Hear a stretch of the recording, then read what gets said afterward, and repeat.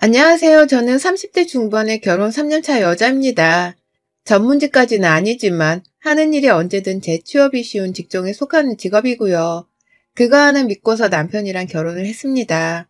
어릴 적에 저희 친정부모님이 싸우고 지지고 볶으며 사는 모습을 너무 흔하게 보고 자랐는지라 언제든 싸움이 잦은 남편을 만나면 손을 털고 혼자서 독립적으로 살 수 있을 만한 제가 되길 바랬거든요. 그래서 공부머리가 타고나진 못했어도 내 스스로 돈을 벌고 살 수 있을 정도의 능력을 키우려고 했고, 또 그래서 학교 다닐 적에는 미팅 한번 하지 않고서 죽어라 자격증 공부만 하며 살았었습니다. 그 덕에 지금 저는 또래 사람들에 비해서 어딜 가도 연봉이 빠지지 않을 만큼의 대우를 받는 사람이고요. 이런 제가 시집을 간 남편은 평범한 월급쟁이 사람이었죠. 남편이 저보다 받는 연봉이 한참 모자르고 또 언제 어떻게 잘릴지 모르는 불안정한 회사를 다니고 있다 보니 평상시에 스트레스가 굉장히 많은 사람이었어요. 이런 사람인 줄을 모르고 저는 연애 시절에 하도 웃는 모습만 주구장창 보여주며 제 애간장을 녹이길래 그 모습에 반해 결혼을 했었죠. 사람이 결혼하고 나면 조금씩 본 모습이 드러나면서 변한다고는 하지만 제 남편이 그러리라고는 정말 상상도 못했습니다. 그래서 결혼하고 남편이 통 웃지도 않고 말도 걸지 않는 무뚝뚝한 남자로 변했을 때 저는 그 모습을 어떻게든 되돌려 보려고 정말 별짓을 다 했어요. 제가 임신하기 전까지는 계속해서 둘이 맞벌이를 하며 살고 있었는지라 저도 바쁘고 남편도 바빴었는데요. 그 와중에 저는 집에 와서 매일같이 몇 첩 반상을 차려놓고 시간이 12시가 다 되어가는데도 다음날 반찬을 싸고 아침밥을 준비한다고 고생을 했어요. 그렇게 자진해서 종노릇을 하면 오히려 남편의 버릇이 나빠질 텐데 그 당시에는 제가 뭘 잘못해서 남편이 삐진 건가 하는 생각이 대다수였는지라 뭘 해도 내가 다 하겠다면서 자진해서 잡일을 떠맡았답니다. 밥도 여자가 남자를 내줘야 하는 거라면서 더 열심히 차려줬고요. 내가 하는 일보다 남편이 하는 일이 적은 월급을 받으며 하기엔 더 힘든 일일 거라고 생각을 하고서는 살림도 저 혼자서 열심히 떠맡았답니다. 내 몸이 부서져가는 줄도 모른 채 고생을 아주 사서하면서 종노릇을 자처했던 것이죠. 하지만 그렇게 사는데도 남편은 한 번을 절 도와주려고 하거나 자신이 무뚝뚝해진 것에 대해서 미안해 하지를 않더라고요. 바꾸려도 하지를 않았고요. 마음이 식어가고 있는 건가 싶어서 저 또한 이 결혼 생활에 자신이 없고 불안해져 갈 때쯤 제가 임신하게 되었어요. 딸아이였어요. 다행이었는지 그 당시에 제가 딸을 임신하고 나니 남편은 좀 더 느슨한 성격으로 바뀌었어요. 자기도 아빠가 된다는 사실이 꽤나 벅차긴 했던 건지 애한테 먹이라며 임신 중에 만난 것도 제법 많이 사왔고 주말에는 저를 데리고 나가서 아이용품 쇼핑도 같이 하려 하면서 들떠하는 모습도 많이 보였습니다. 제가 그간 고생한 것에 비하면 찔끔찔끔 웃음을 주고 아이한테만 관심을 표현하는 남편의 모습이 여전히 섭섭한 건 마찬가지였지만 그럼에도 조금은 다시 친절해지고 웃음이 많아진 것 같은 남편의 모습이 반가웠어요. 아이가 꼭 우리 부부에게 찾아온 행운인 것만 같았고 그래서 저도 기쁜 마음만 더 가져보면서 아이를 잘 키워보겠다 다짐을 했답니다. 그러다가 자연스레 태교에 집중을 더 하고 싶기도 하고 남편이 여전히 덜 돕고 있는 살림살이도 좀 더 여유 있게 하고 싶어서 직장을 휴직했어요. 언제 재취업을 해도 위험할 건 없겠다 싶어 막달 직전에 직장을 아예 그만둬 버렸어요. 완전히 육아에 집중하고 싶다는 의사를 남편에게 밝힌 것이죠. 남편도 그 당시엔 그러라고 선뜻 허락을 해줬고요. 하지만 직장을 그만둔 그 막달 시절 시어머니가 용케도 사실을 들으시곤 절 혼내키셨어요. 뭐 평상시에도 제가 자기 아들보다 월급을 많이 받는다는 이유로 불만이 가득인 분이셨거든요. 아들 앞에서 월급 혹 돈 얘기에 관해서는 일절 꺼내지도 말라고 하는 분이 바로 저희 시어머니셨죠. 당신 아들 자존심이 상하거나 여자 앞에서 손해보는 걸 절대로 못 참아 하시는 분이셨답니다. 그런데 어머님이 제가 백수가 되고 나니 보란듯이 집으로까지 찾아오셔서는 왜 그만뒀냐며 혼을 내시더라고요.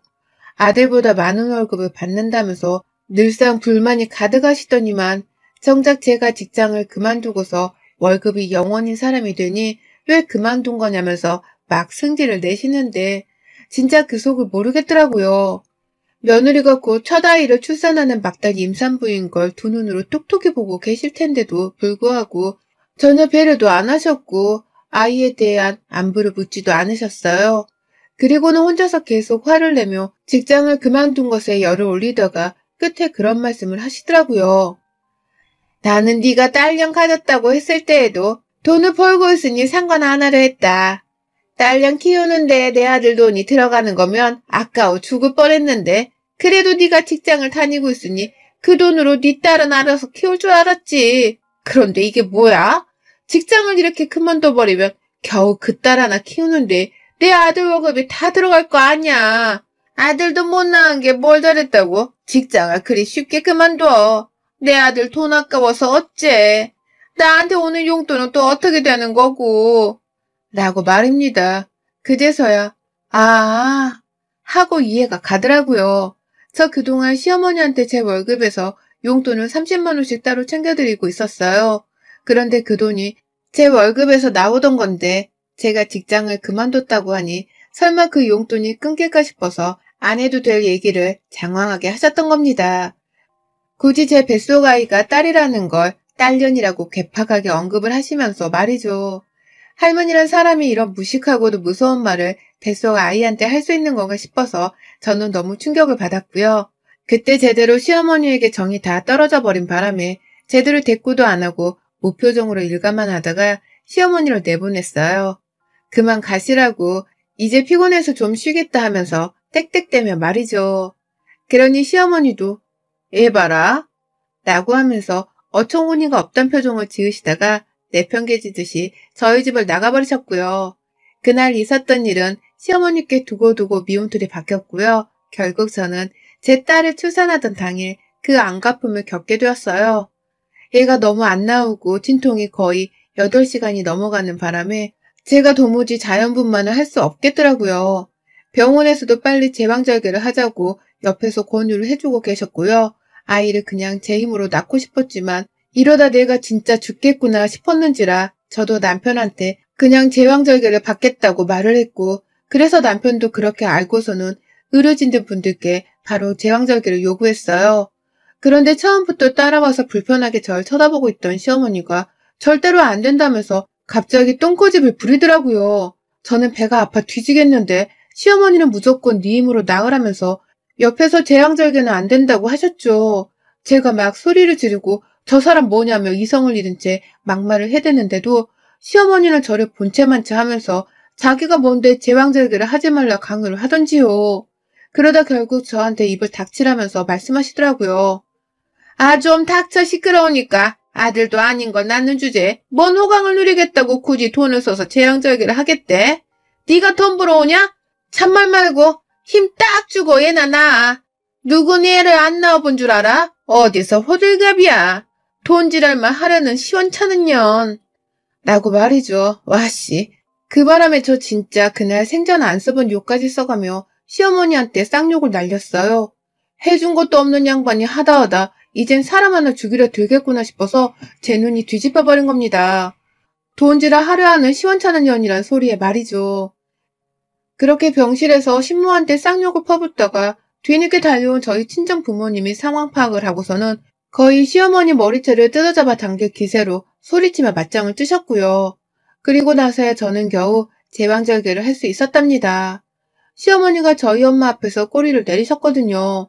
이래봬도 저희 엄마가 아빠랑 싸움에 평생을 사시느라 말싸움엔 아주 단련이 되신 분이셨거든요. 그리고 그날 후 저는 정말 시어머니를 대면대면해 하면서 살았어요. 가뜩이나 애 낳고 육아를 시작하며 우울증 비슷한 것도 찾아봤고 아는 것이 너무 없어 애를 자주 울리는 바람에 심장이 덜컹하는 순간들이 너무 많았거든요. 그 바람에 산후 스트레스가 더 심해진 것도 같았고요. 남편은 조금씩 결혼 초와는 달리 살림을 도와주려고도 하고 아이를 봐주려고도 하는 노력을 보이긴 했지만 그럼에도 회사 출근했다가 들어오며 힘들어하는 내색을 너무 많이 보이는 사람이었습니다. 그러다 보니 저는 도통 남편한테 애를 좀 봐달라는 말을 속 시원하게 할 수가 없었어요. 해도 남편이 짜증을 내면서 좀 쉬면 안 되냐 반문하는 경우가 대부분이어서 제 입이 쏙 들어가는 일이 잦았고요. 제가 직장을 그만뒀으니 살림을 하는 것에 있어서도 전보다 시간적인 여유는 충분히 있는 편이었지만 하는 일이 그만큼 배로 늘어난 것 같아서 절대로 짬을 낼 수 있는 여유가 없었습니다. 얘가 푹 자면 뭐라도 여유 있게 내 시간을 가져볼 수 있을 줄 알았는데 그마저도 안 되는 바람에 제 몰골이 영 말이 아니었죠. 그런데 그 와중에 시어머니는 제가 자꾸 자신에게 반항을 하고 출산하던 날 쌍욕을 던진 걸로도 모자라 무뚝뚝하게 대하니 빈정이 더 상하셨나 보더라고요. 나한테는 며느리 대접을 제대로 해준 적도 없으면서 본인은 얼마나 시어머니 대접을 받고 싶어 하던지요. 당신 아들 때문에 내 삶이 너무 고달프고 힘든 건 모른 채 저 때문에 당신 아들이 밥을 제대로 못 얻어먹고 살진 않을까에 대해서 걱정을 하며 그렇게 연락을 해대셨어요. 친하지도 않으면서 자꾸 연락을 해와서는 의도적으로 이거 했냐 저거 했냐 하면서 혼을 내셨고요. 제가 직장을 그만둔 와중에 자기 용돈이 끊기는 건 절대로 못 봐준다고 하면서 용돈을 당당히 챙기셨어요. 남편 월급에서 30만 원씩 똑같이 드리겠다고 하니 자기 아들 월급에 손을 대지 말라고 혼을 내더니만 급기야 제 퇴직금에서 자기 용돈을 달란 말까지 하더라고요. 그걸로 또 한참 고민을 하다가 제가 결국 제 통장에서 다달이 20만 원씩을 드리기로 합의를 봤는데 출산을 한 후 꾸준하게 용돈 날만 되면 확인 전화를 해오셨어요. 자기 돈 달라고 하면서 말이죠. 참, 여러모로 욕이 아깝지 않을 만큼의 대단한 분이시란 생각이 드는 시어머니였답니다. 그런데 이 시어머니가 급기야 자기 위치를 앞세워 제대로 갑질을 저질러 버리고야 말았습니다. 사는 게 도대체 뭔지, 그리고 부부연이라는 게 도대체 뭔지 시어머니만 막장이 시댁인 줄 알았는데 뜬금없이 시동생 놈이 사고를 쳐버리며 막장이 끝판왕이 되어버리고야 말았어요. 이놈이 글쎄 바람을 피운 겁니다. 어떻게 들켰는지는 모르겠지만 동서는 시댁이며 저희 집까지 찾아와서 시동생이 바람을 피웠다며 울고 불고 난리였고요. 시동생은 그 와중에 이미 들킨 걸 해결할 수 없다면서 오히려 동서한테 당당히 이혼을 요구했어요. 그 바람에 동서는 더 미쳐 난리가 났고 이 상황을 어찌하면 좋을까 싶어서 남일이 아니란 생각으로 동서를 위로하며 버텨가던 중 시어머니가 나서서 동서네를 이혼시키셨답니다. 뭘 하신 줄 아세요? 시댁안으로 시동생이란 바람이 난 그 불륜녀를 직접 초대까지 해서는 밥을 먹였고요. 급기야 동서를 빼놓고 저희 부부까지 초대를 해서는 불륜녀랑 같이 겸상을 하게 하더라고요. 그 와중에 시어머니는 제가 여전히 마음에 안 드는 걸 어떻게든 표현하고 싶었던 건지 불륜녀 앞에서 저를 막 비교하고 헐뜯으면서 자존심을 갉아버리셨어요. 이를테면 밥을 먹다가도 제가 출산하고 얼마 되지 않을 때여서 살이 좀 쪄있는 때였는데 우리 새며느리는 이렇게 예쁘고 날씬한데 저거는 언제 돼지 탈출을 할라나 몰라. 미련스러워서 밥은 또 저렇게 맛있게 먹는다. 아휴. 라는 말을 온 식구들 앞에서 꺼내셨어요. 그러니 불륜녀란 애는 그게 또 재밌다면서 아, 어머니 말씀 너무 재밌게 하세요. 남의 알랑방구를 끼는데 진짜 인연들이 쌍으로 지랄이구나 싶었답니다. 하나는 불륜녀 주제에 하나는 갑질이나 하려 하는 무식한 시어머니 주제에 서로 아주 죽이 잘 맞아서는 잘 노는구나 싶었죠. 저는 저대로 불륜녀가 너무 소름 끼치고 역겨워서 겸상을 하고 싶지도 않았는데 시어머니는 그 후로도 몇 번을 더 알려주지도 않은 채 무작정 집으로 초대를 해서는 불륜녀와 마주하게 하셨습니다. 제가 듣기로는 그 불륜녀가 시동생이랑 같은 회사를 다니는 직장인이었는데 월급으로 따지면 제 연봉의 반도 안 되는 수준일 텐데 시어머니가 그러시대요. 네가 나한테 용돈 많이 주면 나도 네가 내 며느리가 돼도 좋아. 돈 한 푼 못 벌고 저러고 사는 큰 며느리는 필요 없다. 난 그냥 돈만 가져다 주는 며느리면 누구든 상관없어. 그러니 둘째 너도 얼른 네 마누랑 이혼하고 새 며느리 들여야. 라고 말이죠.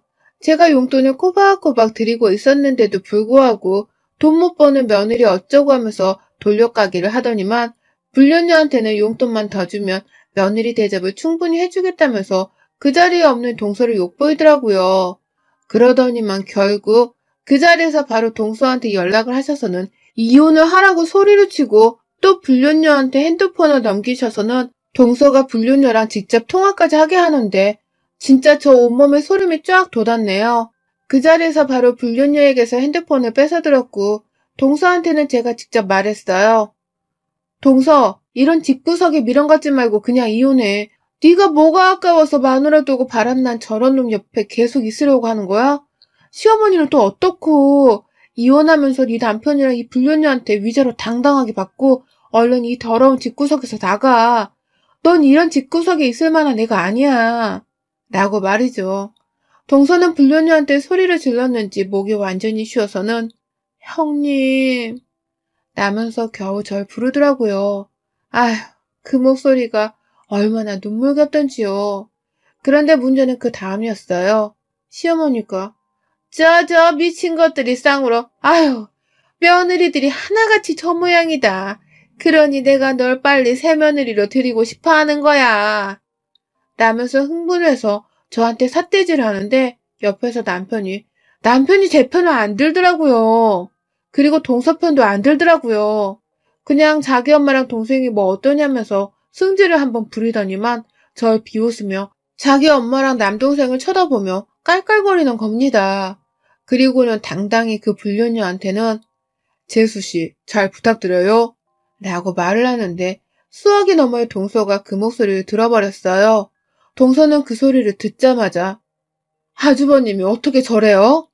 라고 하면서 서럽다고 펑펑 울고 저는 저대로 남편이 똑같이 쓰레기 같은 인간으로 보이는 바람에 소름이 쫙 끼쳤어요. 저런 놈이 내 남편이라니. 저런 놈이 내 딸의 아버지라니. 불륜이나 감싸주는 저런 놈이 내 남편이라니. 지가 불륜을 피워도 저렇게 당당하겠다는 예감이 퍽 들더라고요. 설마 지금 자기도 바람을 피우고 있어서 불륜을 한 동생을 감싸주는 건가 싶기도 했고요. 너무 기가 막히고 소름이 돋아 그 자리에 더는 있을 수가 없었어요. 바로 동서와의 전화를 끊고서는 애를 안고 그 집을 나섰고 집으로 가자마자 짐을 쌌고 친정으로 가겠다고 집을 나서려는데 남편이 저를 따라 집에 들어왔어요. 그러더니 남편이 말하더라고요. 집 나가게? 너 지금 나가면 나랑은 끝이다. 애는 두고 가. 라고 말이죠. 참나. 이것들이 단체로 사람인가 싶었습니다. 아주 애미의 동생의 그 불륜녀에 집안의 단체로 정신이 나가버린 연놈들 뿐이었습니다. 아이를 두고 가는 건 있을 수 없는 일이라고 네 입에서 어떻게 먼저 끝이라는 소리가 나오냐면서 저도 그 자리에서 바로 이혼을 요구했어요. 더 이상 불륜녀나 받아주는 시댁이랑 얽히기도 싫고 그런 집안을 잔인하게 지지한 당신이랑도 한 입을 덮고는 못 산다면서 제가 먼저 확실히 이혼을 하자 했습니다.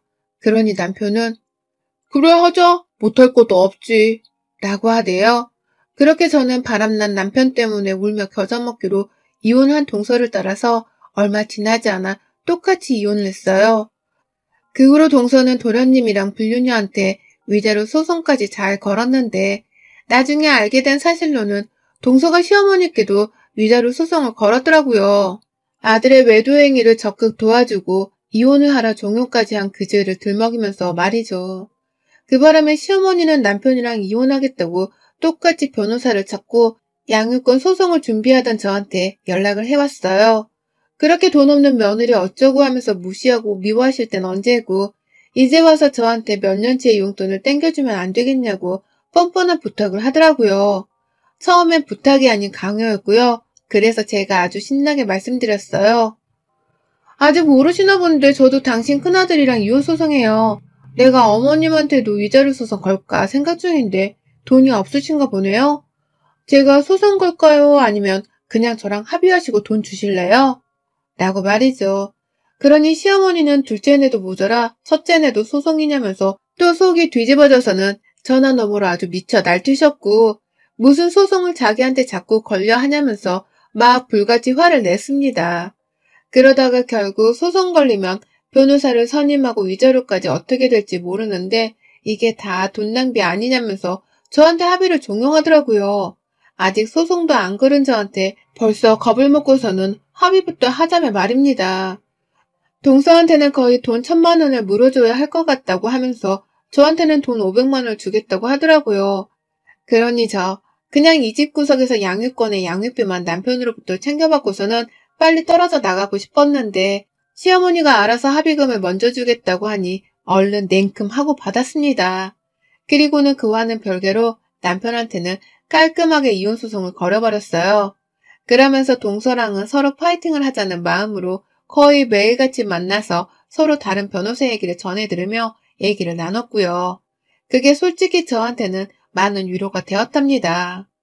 시댁이라는 집구석 자체가 너무 쓰레기였고 우리 두 사람은 이런 집구석에 어울리지 않는 며느리라는 것을 이번 기회에 서로가 겪은 일들을 통해서 제대로 알았으니까요. 저는 그 사이 친정에 살면서 아이를 친정엄마한테 맡겼고요. 바로 재취업에 성공을 했어요. 그 바람에 제가 직업이 있는지라 양육권 소송에서도 유리하게 되었고 또 제가 이번에 연봉 조정을 하면서 아는 선배가 재직 중인 회사로 들어가서 좀 더 상연된 돈을 받게 되었거든요. 그러니 남편은 꼼짝없이 저보다 경제력도 뒤처지고 아빠 자격도 없고 집구석도 콩가루라서 얘한테 좋을 것이 하나도 없는 최악의 조건을 가진 놈이 되었답니다. 당연히 그 후 재판은 저의 승리였고요. 남편은 그제서야 눈앞에 안 보이는 딸내미가 보고 싶어 미치겠던지 자주도 연락을 해와서 아이를 보여달라 하네요. 그 후 전 시댁에서 발을 떼고 사는 것만으로도 솔직히 속이 개운했거든요. 그런데 더 통쾌한 소식이 곧 들려왔어요. 며느리가 둘 다 이혼을 하고서 자기한테 합의금 내지 위자료까지 받아서 집을 나가버렸잖아요. 그래서 그런지 시어머니는 아주 빈털터리가 되셨나 보더라고요. 평소 시아버지랑 사이도 안 좋아 돈 같은 걸 쉽게 공유도 안 하는 분들이셨는데 위자료 지급할 때 시아버지가 도움을 주게 되면서 집안에서는 아주 입도 뻥끗하지 못하고 사는 처지가 되셨더라고요. 하지만 그럼에도 불륜녀가 새로운 며느리로 들어오게 되었으니 믿는 구석은 있을 줄 알았는데 맙소사. 얼마 전에 저한테 아주 오랜만에 전화를 준 어머님의 말을 전해드리니 그 집 꼴이 아주 가관이 되었더라고요. 새로 들어온 불륜 며느리한테도 돈 달라고 닥달하고 용돈을 많이 주라고 아주 푸시를 한 건지 그 불륜녀가 시동생이랑 살며 며느리 노릇을 하다가 3달도 버티지를 못하고서 그냥 시동생을 버렸더라고요. 불륜으로 얽힌 두 년놈들이 헤어져 버린 겁니다. 동서랑 이혼을 하고서 시동생은 바로 그 불륜녀랑 혼인신고라도 한 줄 알았는데 이제 보니 그 두 사람은 그냥 동거를 하면서 살던 중이었더라고요. 그러니 헤어지는 것도 불륜만큼이나 아주 쉬웠던 거죠.